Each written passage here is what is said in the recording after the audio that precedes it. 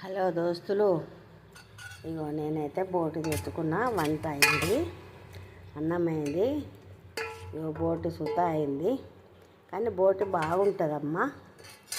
ఇక ఇప్పటి పిల్లలు బోటు వద్దు గీటద్దు చెయ్యము అని కనీసానికి మటన్ ఫిష్ కూడా తింటలేరు.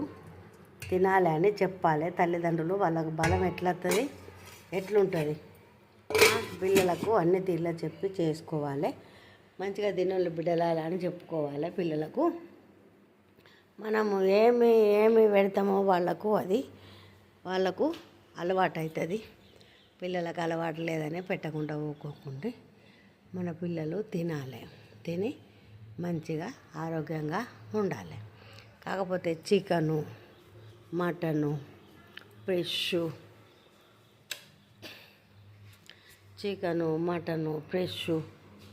అన్నీ పెట్టాలి పిల్లలకు.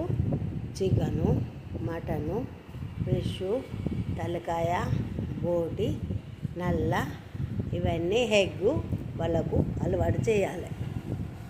ఎందుకంటే వాళ్ళు తినకపోతే బలం తక్కువ అవుతుంది. తల్లులే తింటలేరు. ఇక పిల్లలకేం పెడతారు కానీ పెట్టు అని చెప్పాలి. మనమే అన్నీ తెచ్చి అలవాటు చేయాలి. కొంచెమైనా వాళ్ళకి అలవాటు చేయాలి. చేస్తే వాళ్ళకి అర్థమవుతుంది, దాని టేస్ట్ తెలుస్తుంది, తింటారు. వద్దు హోటల్ చికెన్ బిర్యానీ, మొన్నటి చికెను నిన్నటి చికెను వాడు బిర్యానీ చేసి పెడితే కమ్మగా ఉన్నదని లొట్టలు వేసుకుంటుంది తింటాను పిల్లలు. అట్లా కాకుండా ఇంట్లో మంచి అలవాట్లు నేర్పండి. మీరు వంట చేసి ఉప్పు కారం అన్నీ సరిగా వేసి పిల్లలకు జాగ్రత్తగా ఇంత మెల్లగా అలవాటు చేయాలి. చేయకుంటే రాబోయే తరానికి ఆయనత బలం కూడా ఉండదు.